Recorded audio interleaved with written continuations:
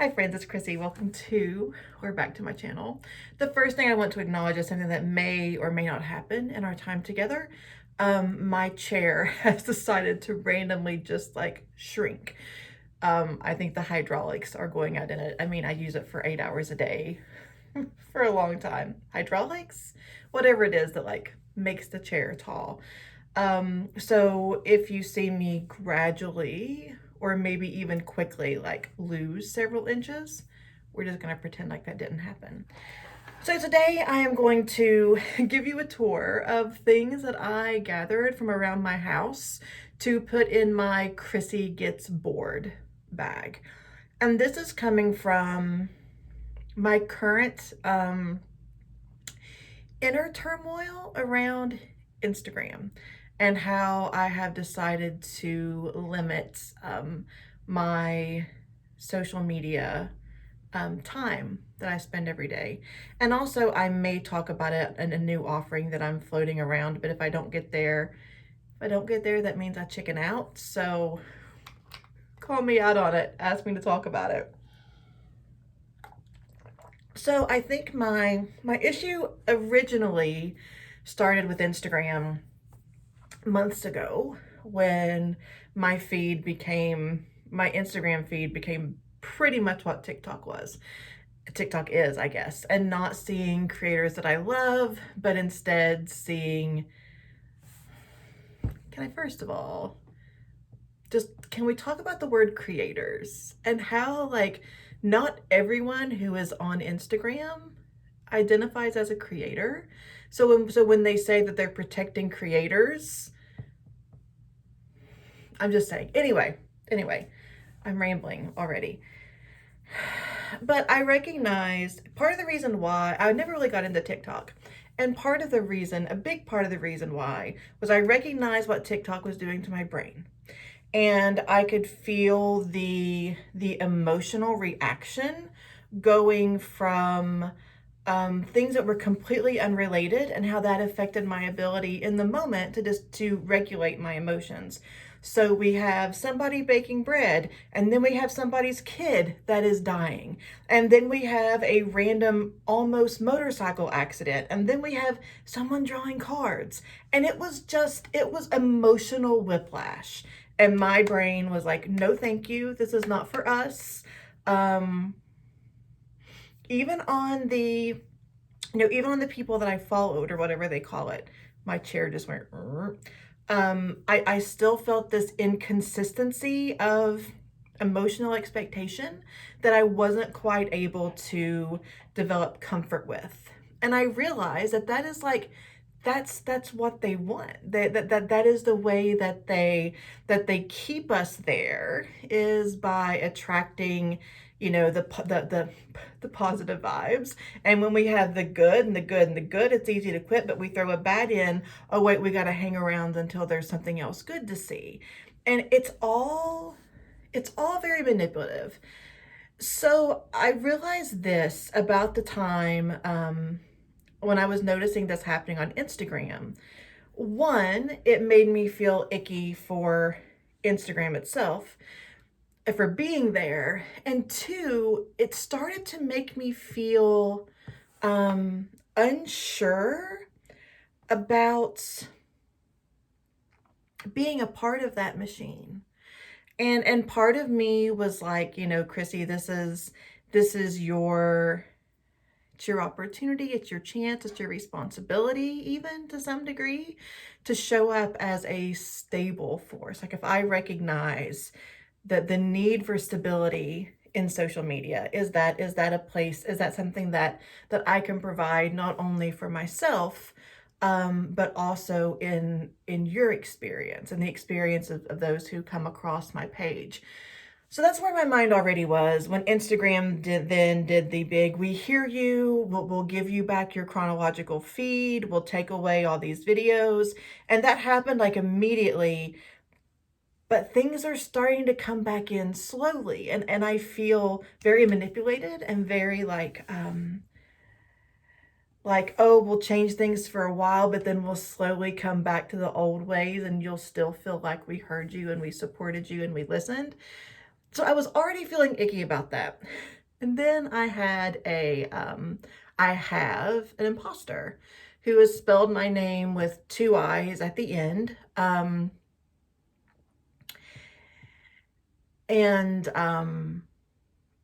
it's really hard. It's really hard to see my cards, my face, my husband's face, on an account that isn't mine. And I have no recourse. And then the account, of course, started reaching out to people, for readings, and I tried to do a little bit of education around that. And then I know this was all random, but reached out to a mother of one of my friends.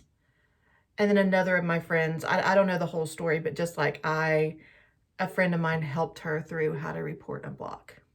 And it absolutely breaks my heart that that a 70-year-old lady who I love and adore, that my scammer reached out to her. And that feels really gross. Instagram does not feel safe for me as a creator, as someone who loves that space and that community so deeply. It doesn't feel safe for me right now, and it doesn't feel like a safe place for me to offer things, because who knows who is who. It is so easy to overlook a misspelling.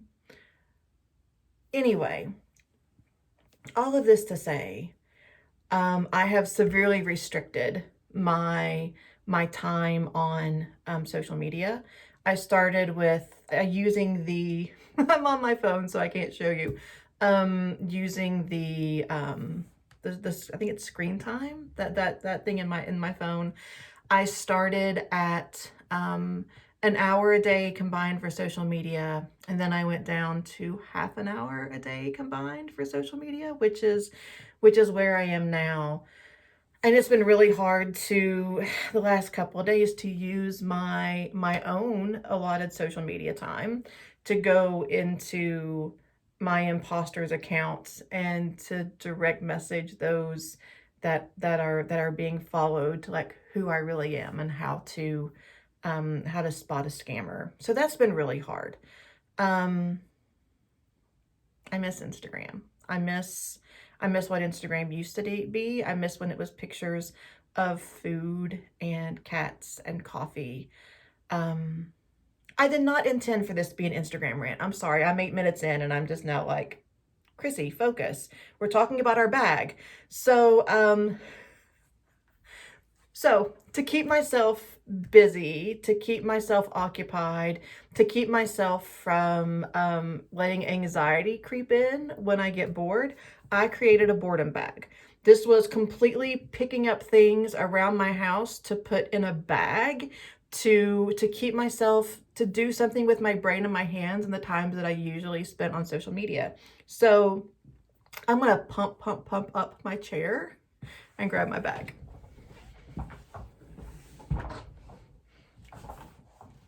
So I am using an old Land's End bag.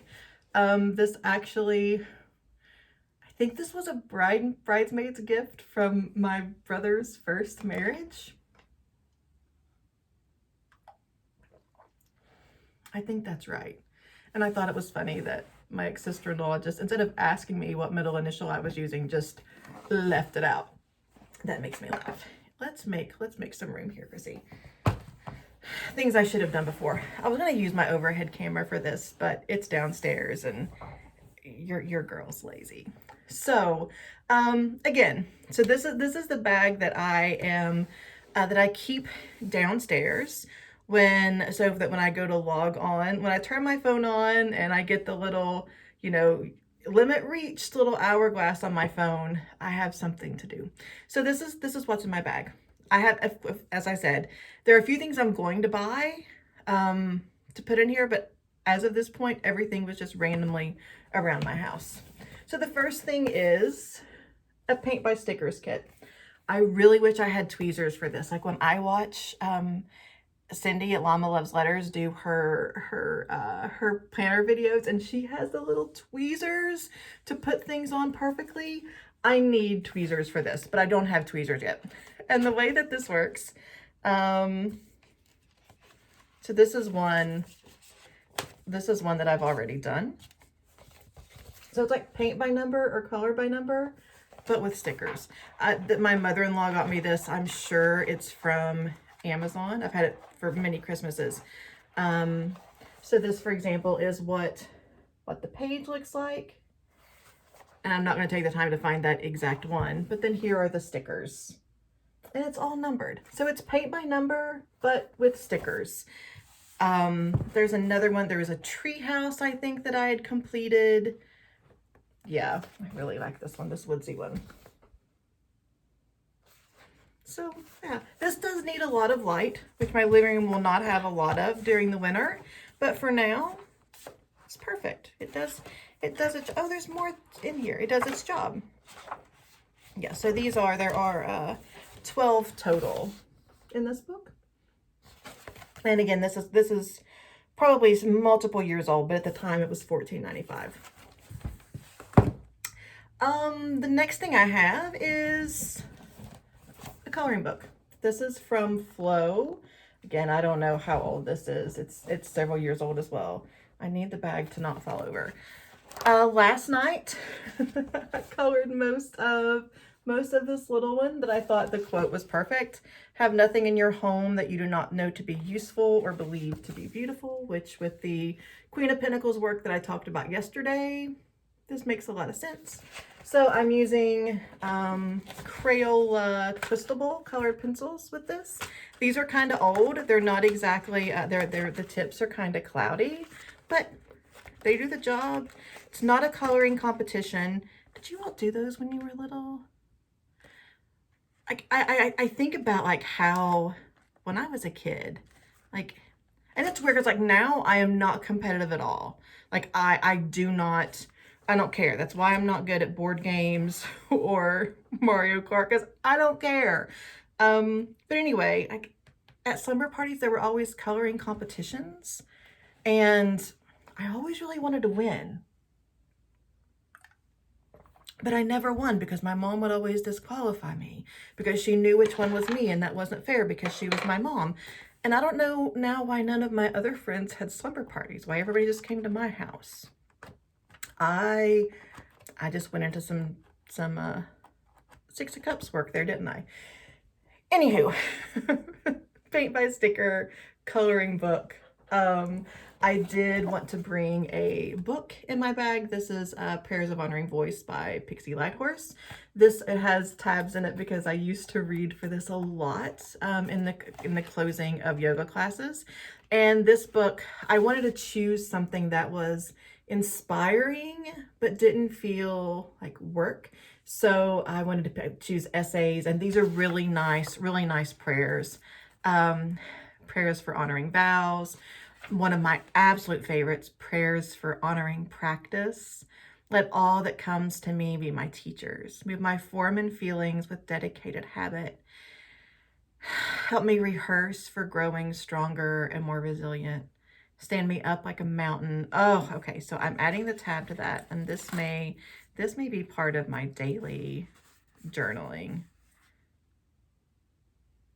Oh my gosh, I love this book. My chair is sinking again. So yeah, there's also Prayers for Honoring Grief, which is great. The Gold Mining the Shadows and the Boundaries and Somethings, I don't like nearly as well. I really like the prayer structure of Honoring Voice and Honoring Grief. What do I want to talk about next? I have 2 decks in here, and I can't find either of them just by reaching. I have 3 decks in here. I lied. Misspoke. First, I have a tarot. I have just, this is the vintage tarot. I wanted to pick one Oh, it's got a warp in it. I wanted to pick one that I wouldn't miss from my personal collection. I've really found myself using the Borderless Centennial much more lately. But now that I have this one out again, I'm like, oh, but I love this one too. So yeah, so the Tarot Vintage Tarot Vintage. It's currently out now. Shout out to, oh my gosh, Tarot Diagnosis for pointing me in this direction. And I pretty much have this in here not to read with, but more to shuffle when I want to have something in my hands. It needs to be broken in a little bit, so it's in there. I have the Chicoli Oracle. This is one that I don't know if I like, to be completely honest. I just don't know how I feel about it. So it's more of a curiosity, like just something to spend some time with, not necessarily to work with. And then I also have the Energy Archaeology Oracle. This one I use for Reiki work, so I like having it in here in case I want to do Reiki but I'm feeling stagnant or unable to read my own energy, which happens when I get either bored or overstimulated. Sometimes I have a hard time reading my own energy, and I think this this deck is a great opportunity to not to tell me what's going on with my energy, but to let me breathe, to have a focused place to start. Because I found that if, let's say the deck says rib cage, and I go to my rib cage and I'm like, oh no, there's nothing there. The issue is actually in my hips, or the issue is actually behind my left ear. So having a place to start isn't necessarily where I stay, but it clarifies where I actually need to be. That's how I view the Energy Archaeology Oracle. I have other books in here too that may not stay. I have the fiction book that I'm working on. And I did have the nonfiction book I'm working on, which is It Didn't Start With You, but it must be on the table downstairs because it's not in the bag. So we have sticker by number, coloring, reading, decks, and then for crafty things, I have a couple of different things in here. My best friend Cassie got me a embroidery kit for Christmas. My anxiety is chronic, but my ass is iconic. This is in my bag. I also, for Christmas birthday last year, I think, so it's been almost a year, bought myself these 2 kits from the Woobles, and these are all inclusive, cute little crochet animals. I don't know how to crochet, but these give step-by-step guides with videos. I'm pretty sure videos, I hope videos, with all the yarn and the stuffing that you need. So I have the fox, and I have, is it a penguin? Yeah, the fox and the penguin. So this is definitely, yeah, and like we have a little yarn that I need, and the counters are in here, and the hook is in the fox. So yeah, that's exciting. And then, of course, I have a deck of playing cards, again, to shuffle if I need something in my hands, or I'm really loving solitaire lately at my desk, which also means I have to keep my desk clean if I want the space to play solitaire. And this is a deck that I picked up from Starbucks. Is there a year on here? 2018. So I've had these around for a while. And then finally, this is probably what is the most exciting for me. I had some yarn left over when I embroidered my reading cloth, and I think I'm going to, I put a few safety pins in here because I think I'm gonna remind myself how to make friendship bracelets. I mean, what better thing to do with my hands? The only thing that I'm curious of how this is going to work is, I remember back when I was a kid and I was making friendship bracelets, I was wearing jeans all the time because, I mean, that's what we did in the 90s. and I would safety pin the end of the bracelet to my jeans to give me a place to make the knots from. But now I wear dresses all the time, so I'm not exactly sure most of the time, or like really flowy pants, like nothing that has the structure of a jean. So I haven't really decided yet how I'm going to manage what the end, like how I'm going to manage the tension. So if you have any suggestions on tension for friendship bracelets, let me know. So I'm going to try to put things back. I really like the structure of the bag when the way that it was supported. So let me try to put things back in roughly the same order that I pulled them out, because I can't handle all of this just free floating around on my desk while I talk us through a closing, because that's just, no.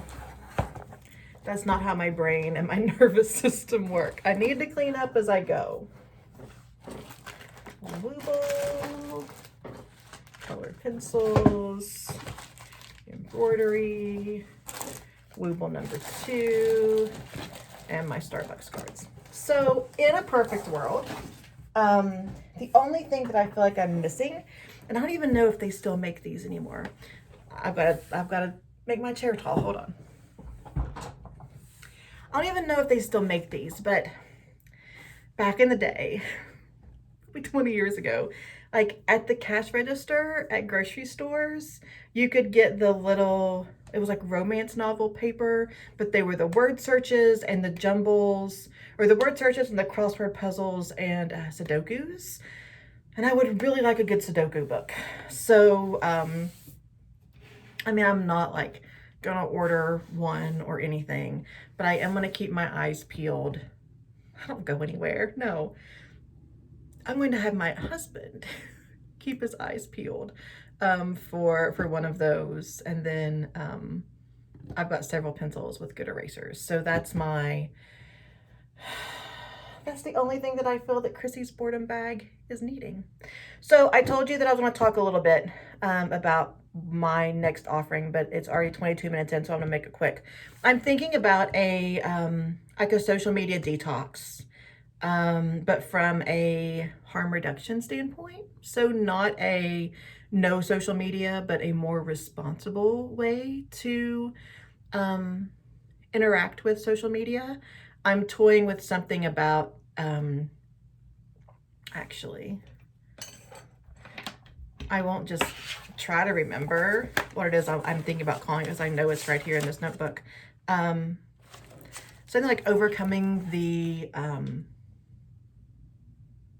distracted self and looking at creating a community. I'm probably 4, maybe 6 weeks, but a little group program. Why did I say little? I'm not minimizing this. A group program where we work together to minimize our own use of Instagram, Facebook, and TikTok while we build community within ourselves.